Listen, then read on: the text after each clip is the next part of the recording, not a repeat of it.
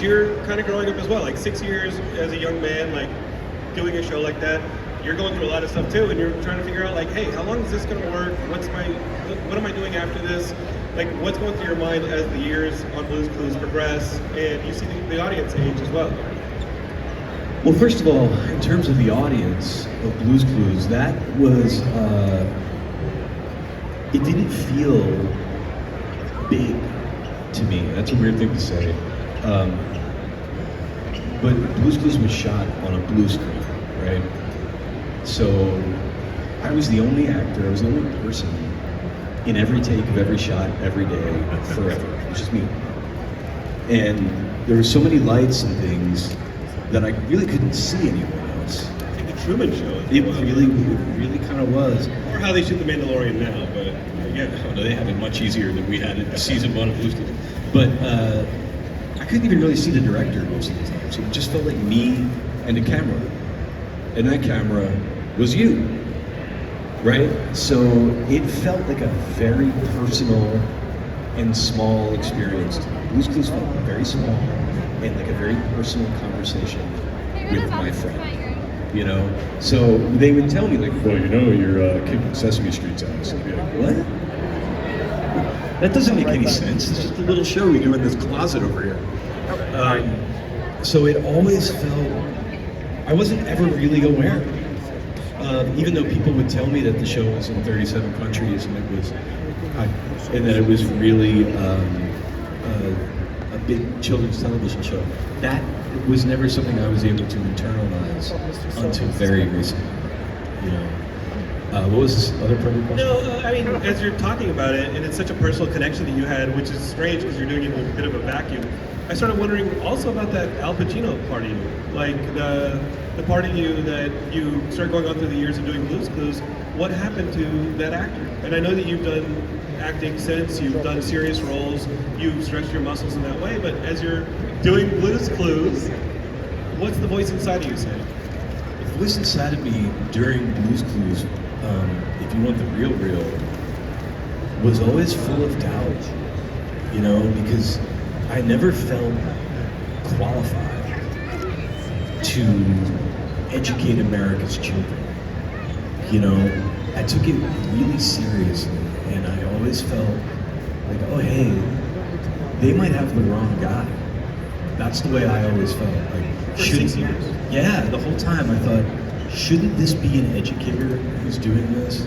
Shouldn't this be a child development specialist who is sort of in charge of this important curriculum? And it wasn't just that we were teaching numbers and letters, we were also trying to convey messages of empowerment and self-esteem and all of this stuff. I was like, I'm just like a skate punk who fell into the wrong audition. You know, am I really qualified to do this job? And there was a lot of doubt about that. And again, it wasn't until recently, because the show was run and created by these brilliant child development specialists and research people, right? And they kind of left me alone when it came to like, how to talk to the camera. That was kind of my job. They were in charge of everything that could be quantified. And I was on the other side. I was on the ethereal, unquantifiable side of how to cultivate a parasocial relationship with a camera. And I was just kind of doing that from my gut, you know?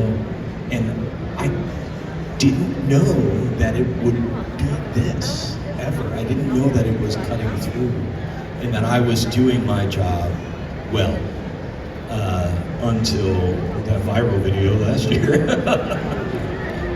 Yeah, I feel like you learned a lot about mental health the hard way in those 6 years, and looking back at the Steve then who had the self-doubts, and maybe you battle with it still. What would you say to somebody out there who's undergoing something new or who's looking to maybe do something creative or something new and they're having doubts about themselves? I just want to keep asking you questions, but we'll start with that one. And we'll just kind of talk about mental health and what you would tell that young Steve today. Yeah. Well, you know, this is another thing, you know, I know we're all here to have a great time, and it's like, what, 12:30 in the afternoon? But I was also struggling with severe depression that whole time. I I didn't know that that's what was going on. You know, I didn't know that that's why I was feeling the way I was feeling. Was it talked about as much as it is today? No, and everyone talks about it now, which I think is awesome. You know, and I think that's really great because, you know, what I was going through back then was not unique or special. You know, I truly believe that everyone, literally all of us, struggles in some way. I think that's unavoidable. I think that is really part of the human condition. And I think that is inherent in being a human being on planet Earth, is that to some degree, we're all gonna struggle with life at some point. And I was, and I knew that I had a really good thing going on, like, and I knew that I loved it dearly, but my depression was feeding this self-doubt, right? It wasn't that I was desperately sad and I was too sad to discern which of these snacks was a graham cracker. It wasn't like that, you know, but it was feeding this concept of self-doubt within me that said, you're probably not good enough to be doing this. You know, you're probably not the right guy for all of this. And it started, especially after I left the show, and there was this huge rumor going on forever and ever that I had died in some terrible way, and that rumor just wouldn't go away, and I was like, oh man. So those feelings started to feel a little unmanageable in my life, and that's when I literally did the thing that I did every day on Blues Clues for 3 million years, which was I sat down in front of someone and with all of the sincerity I could find said, will you help? And as soon, let's hear it for help. And I have to tell you, at least in my experience, as soon as I did that, everything really did kind of change for me, you know. It's not like I skip through life and I feel the daisies every day, you know, but the things in my life that felt so unmanageable are totally within my capacities to handle, you know, but it was just, there was so much resistance to asking for that help. And if I could say if there's anything I learned from Steve from Blues Clues, is that there is no shame in asking for help if you need it. Especially now, right, during the holidays, this is the hardest time of all, so it really is, right? It is. So how close did you get to your therapist when you asked that question, though? Where you're like, help me. Well, let's talk about it, because you made a video during the pandemic that went viral, where you played yourself again, grown up, and talked to us as people you'd grown up with in different phases of our lives. What was the thought process going into that video? What was the need going into that video? Where did that come from? Well, that was because Blues Clues was celebrating a 25th anniversary, and they kind of reached out and said, Steve, we'd love for you to be involved. And I said, of course, I'd love to do something. And I was directing a music video for them, and there was this notion of maybe you should do like a special message, and I was like, oh, hold my beer. Like, I just immediately knew what to do. Like, I knew that I wanted to talk to you guys. See, Blues Clues was cool because it spoke to 4-year-olds at their level of understanding, right? Without condescending, with tremendous respect. Mr. Rogers did that too, right? Yeah. So I wanted to do the same thing, but just age it up. You know, and instead of talking to a 4-year-old about shapes and colors, it's like, let's talk to a millennial about life and about adulting and about how hard this year has been for literally everyone. And I wanted to just bring that same sense of respect and caregiving conversation and intentional, thoughtful listening that Blues Clues had, and just talk to y'all one-to-one as peers, you know? And that was a weird hybrid thing for me, because it felt like I was Steve, but it also felt like I was Steve Burns, you know? And that was a really healing moment for me, because I needed that conversation too, you know? And it meant as much to me as it meant to you guys. And when it took off and went crazy and everything,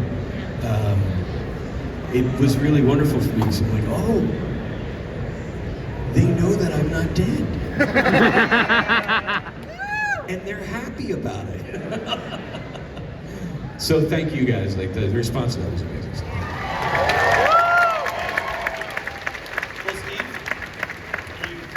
you already talked to Jonathan, who became a pizza. You already talked to the audience, but maybe we hear from some of them as well. Let's open it up to some questions. There's some people hopping around. You pick them. I'll repeat the question if I can hear it. Oh boy. All right, right there. Hi. I'm not.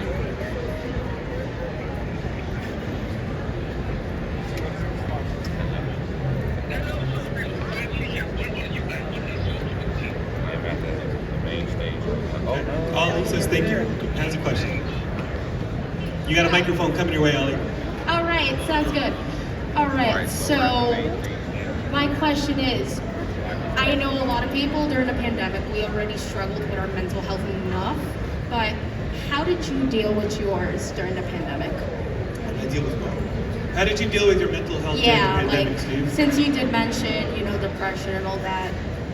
Oh, I mean, I don't want to get too much into, like the psychology of what I do to handle my particular issues, because everyone is completely on their own path and their own journey. But I will say that here's a strategy that never worked for me, right? And that is the fight it thing, where you're just like, oh, whatever, grow up, don't worry about this, put on your big boy pants, just ignore these feelings, it doesn't matter.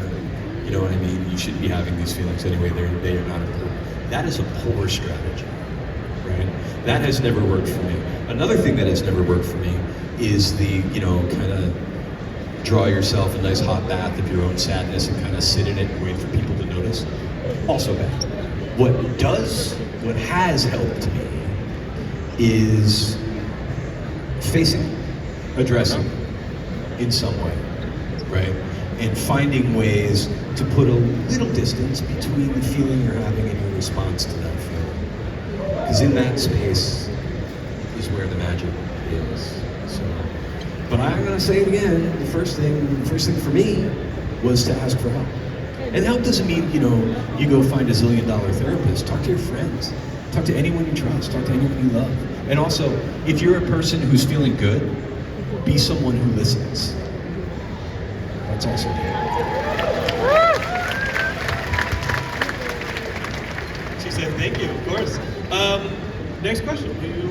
I apologize. We might have to just keep going with the front row because we really can't hear. We got to get to the microphone too. There's someone who's green right here. I believe that's either a She-Hulk or an I think that's Alpha. Gamora. Oh yeah. It's Gamora right there. It's Gamora. The most dangerous person to go. Yes, that is true. Hi, I did not think I'd get this far.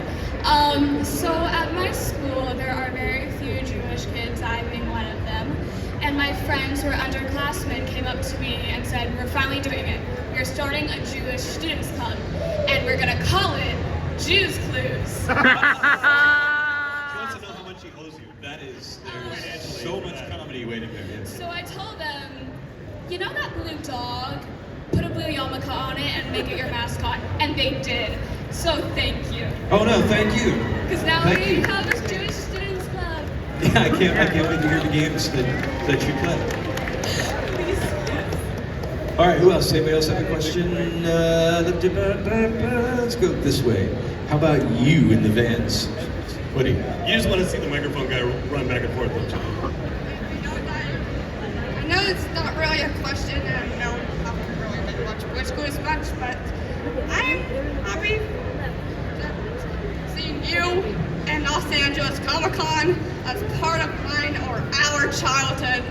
So I'm just happy to see you in Comic Con in general. What's your name? Thank you. You're part of our childhood. I'm Sydney Weiss. Cindy? Yes. Cindy, I'm happy to see you too at Los Angeles Comic Con. Thank you very much.